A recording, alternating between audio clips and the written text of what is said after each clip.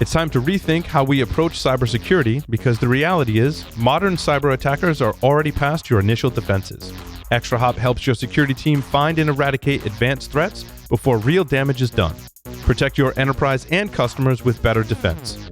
Learn more about how ExtraHop stops advanced threats at securityweekly.com/ExtraHop. That's extra HOP.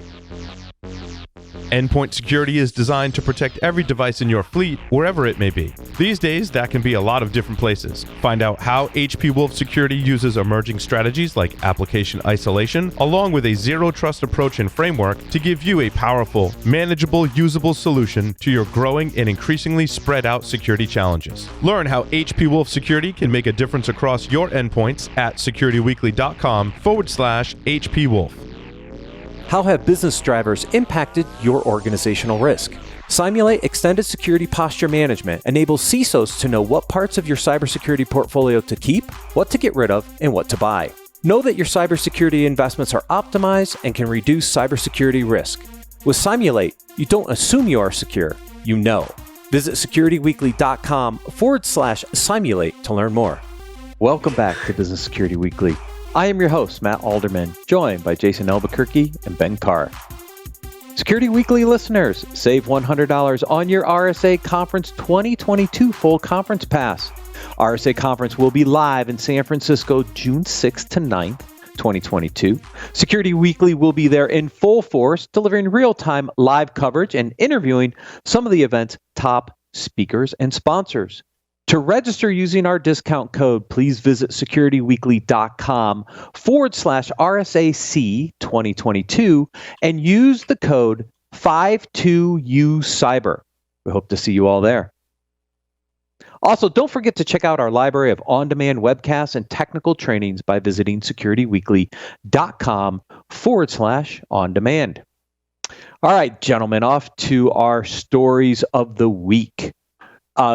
So a collection of different leadership and communications articles this week. It was interesting as I was going through the different articles, pulled together some themes. There's a few that kind of all relate to each other kind of in this first chunk. And then we get at the end, there's a few other pieces here. And this first one, and we've covered aspects of this before, the top 5 CISO demands and challenges for 2022. This comes from a CISO roundtable discussion and highlights some interesting areas. I thought number one was really interesting to me. The COVID pandemic has been both a crisis and an opportunity. And if you're sitting in the CISO chair, you can be like, yeah, I can agree with that statement. Like, it's been aspects of a crisis, but also an opportunity, right? Yeah, absolutely. I mean, I looked at 1, 2, and 3 and said, yeah, we knew that, right? I mean, obviously the pandemic was an opportunity for us to make shifts simply because, the disruption and the workforce disruption and people going remote. And we knew that was going to be an opportunity for us to jump. We know that our enterprises and our organizations are going to have more and more complex security challenges, especially with the previous item, right? And then the threat landscape's only going to get worse. We knew that as well. The two that I really, really loved was make sure you're looking at vendors as a double-edged sword. New products are distractions. Relationships are key in this aspect. And then the other was 5, where remember, zero trust is a strategy, not a product. There's so many product pitches around zero trust these days that resetting and just realizing that this is a strategy. It's a framework, not a product. Yeah, we're going to talk about the vendor side of this because there's an article in here about the vendor relationship, which ties into this article, but we cover it down a stack. And you're right. Having run third-party risk management and understanding both the pros and the cons of your vendor relationships, right? They're there to provide services, but you also don't want them to be distractions or potential attack paths either. So. Exactly. Yeah, I think you really need to focus on your vendor relationships. I mean, even in non-challenging times, right? It's really important to have that vendorship governance in place, I think, to make sure you're managing the relationship. And, you have to look, I think, not just at the relationship from the vendor side, but the relationship of your teams and how they interact with those vendors. And are you getting the best interaction from both sides of the coin? If you're only looking at it one way, I think you're missing out. Yeah, I mean, it's the opportunity to bring in strategic partnerships versus tactical vendor relationship, right? And that's really where I focus. I mean, the market is so flooded these days that bringing it back and really searching and working hard toward that long-term business partnership, that you can go on the journey together, that you can be part of each other's growth, that there's the trust. We talk about trust all the time, right? There's that trust factor with you as a leader, trust factor with your team, trust factor that they're going to be taking the best interests of your organization and your strategies into consideration when we're making decisions together, right? And that's the key there, is just develop that strategic partnership. Yeah, and that plays into that last point around zero trust as a strategy, not a product. Yep.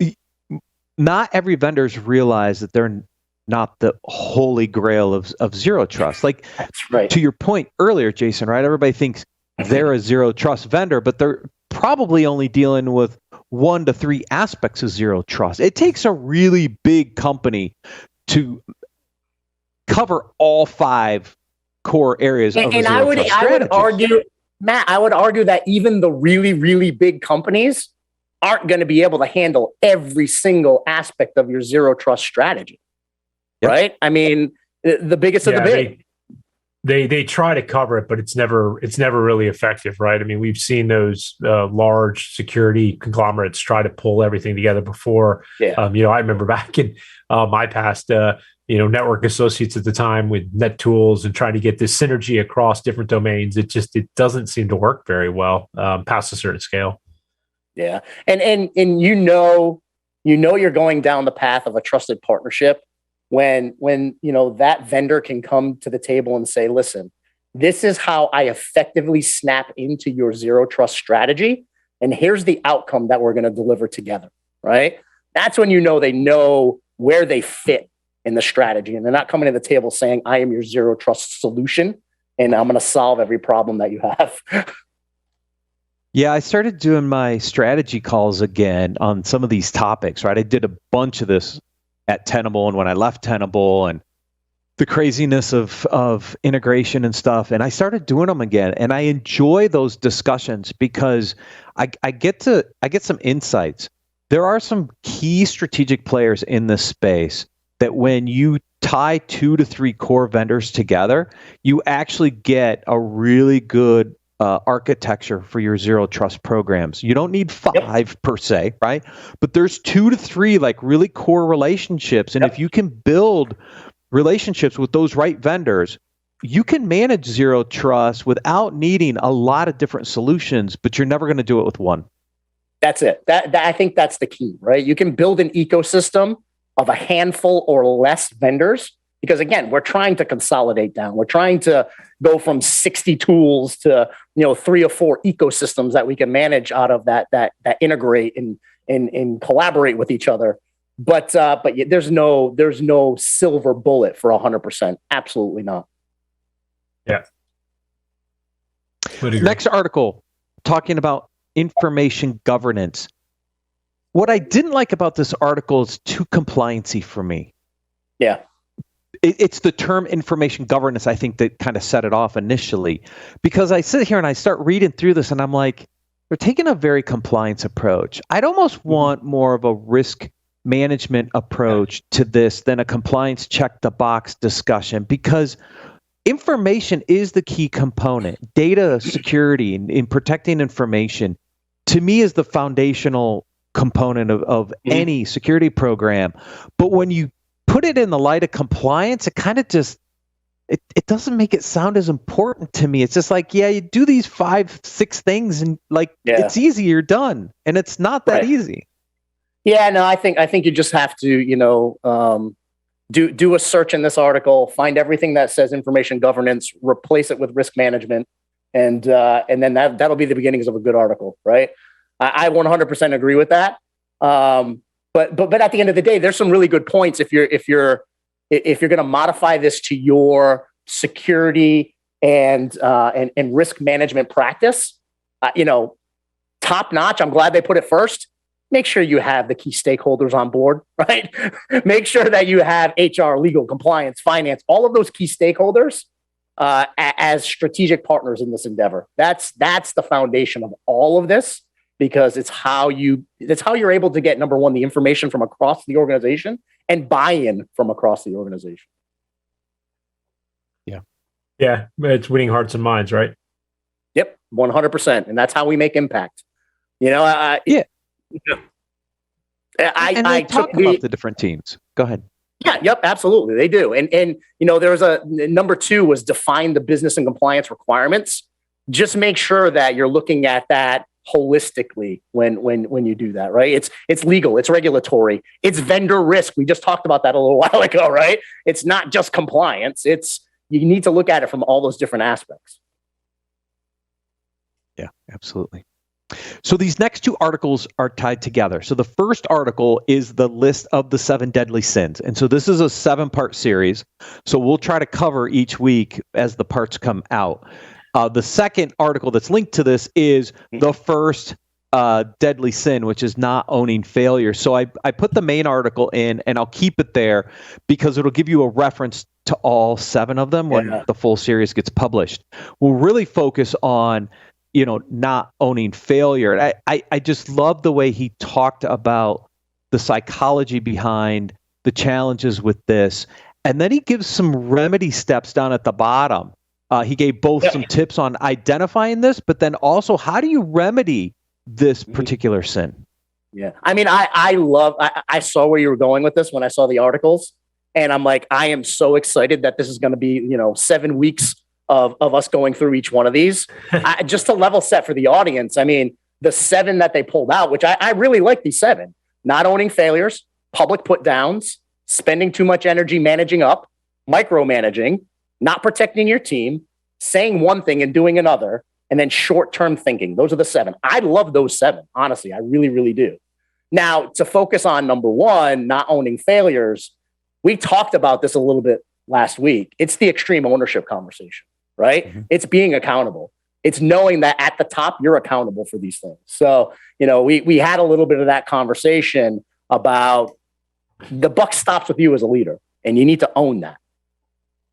Yeah, and I think that's true, Jason, but I take this even further. I think, a lot of companies don't do a good job, and a lot of teams don't do a good job of admitting that this is okay. It's all right to have things that aren't rousing successes, right? And the reason why that's okay is I think you really need to have misses, failures, unsuccessful entries, whatever you want to call them, to really understand what the failure points were so you can correct moving forward and have a much greater chance of success. So, I look at this for leaders, like, owning that failure yourself and trying to understand and deconstruct and figure out where you could change things moving forward, but also do that for your teams.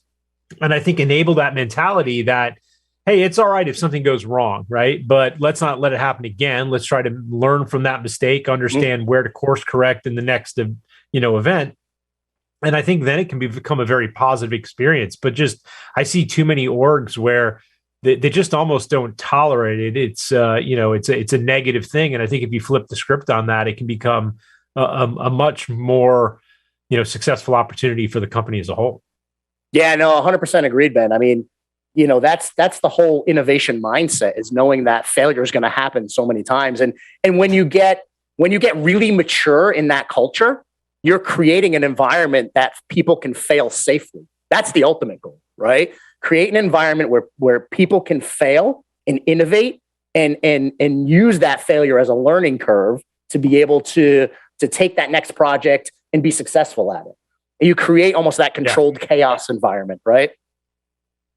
Right. Yeah. And if you don't create that opportunity, you'll never have the successful moonshots, right? Because you'll never have the failures along the way that allow you to figure out how to get to that really critical game changer. Mm-hmm. Yep.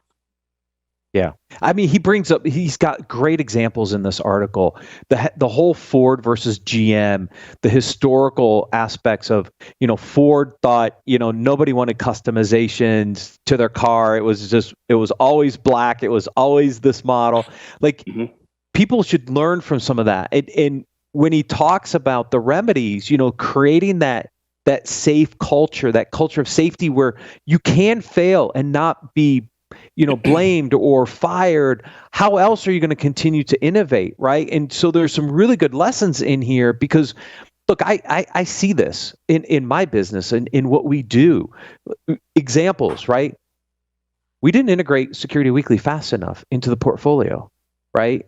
After the acquisition, it kind of sits on me and it kind of sits with the exec team a little bit. We kept it isolated, but long term, that probably wasn't the right thing because when you acquire a business, you want to get it integrated in, you want to leverage all the scale of everything else. And here we are a year and a half later, still trying to integrate parts of the business in because the content is so rich, it can help us with all of our other programs. But we waited too long, Jason.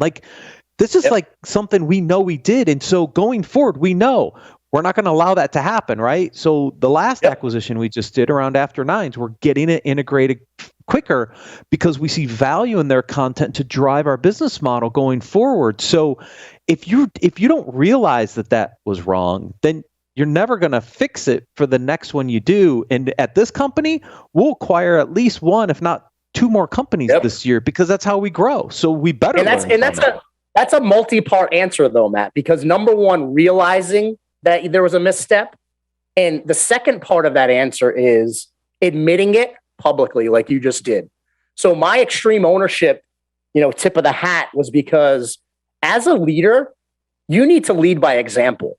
And your team isn't going to be comfortable admitting failure if you're Captain America, if you're Mr. Perfect or Mrs. Perfect. And you never show vulnerability and you never show areas of failure or you never show that you've had missteps in your career. You're setting an example by doing these things, right? So set the example that, hey, you're human. Hey, you mess up. Hey, you've tripped in the past and you've learned from it. Be that example for your entire company. That's the first thing you need to do is be accountable and admit that mistakes have been made because nobody's perfect. You're full of crap if you think you are. Yep. That's it, right? What was that? Self-reflection, right? That's it. But, if you have a culture where the leader won't admit failure, nobody's going to admit failure. Nobody's going to want to raise their hand. They're not going to be comfortable, right? It's you're setting a culture and you set a culture by being the example for the culture. Yeah, absolutely right. Next article, how to become a successful leader working remotely. This came out of Inc.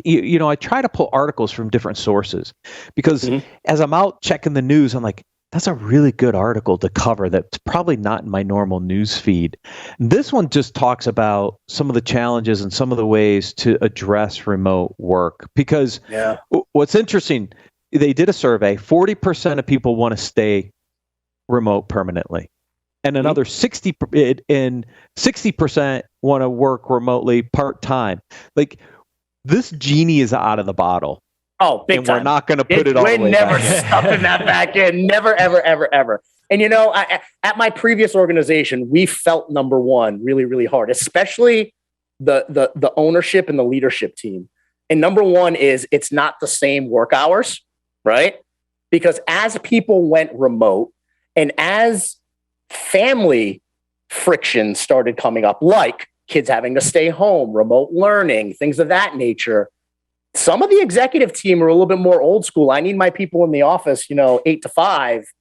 I had a hard time with that, realizing that, hey, you want to know what? The first couple hours in the morning, I'm sorry, I got to get my kids off and running for school because this is remote learning day, Monday through Friday, right? And but those people, the productivity was still there. They were just making up for it maybe at night, right? While the kids are doing homework or on the boob tube or whatever the case may be. They were working different hours.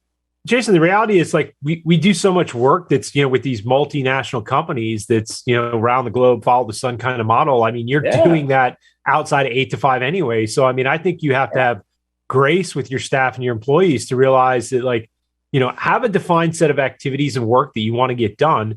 When people do them, what does that matter, right? As long as you're functionally getting the success criteria accomplished and you're defining that success criteria well, I think you need to figure out a different way to do it. And to Matt's initial point, in my math, the way I do it, and I could be wrong, but 40 and 60 adds up to 100%. I don't know where some of these companies that think that there's additional percentage of people that want to go in 100% of the time, they don't exist. Nope. Nowhere. This ship has more than sailed. It's at the other port already, right? If you're not on that board, on board it, you're going to be left behind. Yeah. And that was the key. Go ahead. Go ahead, Jason. Finish up. No, I was just going to say, that was the struggle in the beginning. Like I said, at my previous organization, for some of those leaders, and I coined it old school because it is an old school mentality, right? I need folks in there, asses in seat 8 to 5, which is just an old school mentality. And it took a lot to be able to convince them that productivity was there. It was almost like paranoia. There was a little bit of paranoia set in because they just weren't used to it. We see the impacts of. Oh, go ahead, Matt. I was going to say, we see some of the impacts of this right now in the physical world, like getting help in restaurants, in physical locations. It's tough for employers because people are so used to not going in that it's hard for those physical based businesses to find people. It's a big challenge, and it's impacting the economy, and businesses need to understand, like, how do you balance some of this? Now, granted, and when you're in the restaurant business, you can't do everything remote. You need servers, you need dishwashers, but it is having an impact across all business segments. Yeah, big time. And I'll say, it's having an impact on folks who have to physically be at the workplace, but it's also having an impact on the remote workforce because mental health is taking a hit. People are burning out. Some of the telemetry that we got from productivity levels were actually that productivity went up tremendously because people had this weird feeling that, hey, I'm home. I need to be doing more to prove myself. Mm-hmm. So it almost had that pendulum effect all the way to the other side. And now I'm at a point where I'm cautioning leaders, pay attention to your staff because they may be 120, 130% utilized and they're burning out. They're on the cusp of burning out. Pay attention to utilization. Pay attention to how much they're connected. Yeah, I've done the same thing, Jason. It's, when you think about how much people are working and where they're engaged and what their utility is, like we did see that, the resources, really went up from a productivity side. But what we were seeing also was that just the burnout and the frustration and kind of the energy levels were going down, right? Yes. And so I think from a leadership perspective, that's where I've coached, you've got to take the time. You've got to take time away from work. You got to step away. You got to, show people that it's okay not to respond to an email 2 seconds after it gets sent. You don't have to have your phone with you 24/7. Be responsive, figure out some rules of engagement. But once you do that, set up those examples as a leader to show people that, hey, you can't devote 100% without getting to the point where you're burned out. So take the time and make sure you're taking care of your personal life, your family, and then re-engage as you get that energy back. That's 100% it. And also on the other side, so just a little bit of transparency on my side. I work with leaders within my organization. We look at this weekly. Every Friday, we're looking at utilization and we have triggers, right? Because it's not about 100% utilization. There's professional development that they need to be doing. There's training and certifications that your staff need to be doing. It's all those other things that you need to make sure are still on the table so they have that value of working for your organization. You can't forget about those things. That should constitute 20% of their employment time is professional development and learning and innovation. 80-20, all of those other things. Right, exactly it. So make sure you're looking at that. 100% utilization is really, really bad. That means they're not focusing on their professional life. They're not focusing on becoming better and getting educated and getting certified and becoming better leaders, right? They're not having shadow time with other employees. That's bad. 100% utilization is not a good thing. So just keep an eye on that. Make sure that they have PTO on the calendar. Make sure you have training scheduled for them. Make sure you have professional development type classes for them. We have to keep an eye on this. Mental health is so important these days. Yeah, I think, you said, hours aren't the same. You can't expect everybody 8 to 5. because people are working all the time, which is contributing to the burnout, right? And so what I actually have to do now, Jason, in my day is when we moved, I used it as an opportunity to do a partial reset, right? Where my morning now is trying to get some of those other things done and not take meetings, right? Because otherwise, I'd be on meetings all day long, like back to back to back for 8-10 hours straight. And so I've tried to reshuffle the schedule a little bit so you don't get those burnout. You actually have to create discipline in your schedule when you work remote now, because if you don't, you will literally just be in meetings all the time. And that's going to contribute to the burnout. And exactly it. And you want to know what I tell folks on the team? Guard that time with your life. Do not reschedule that time that you need, because it'll become habitual.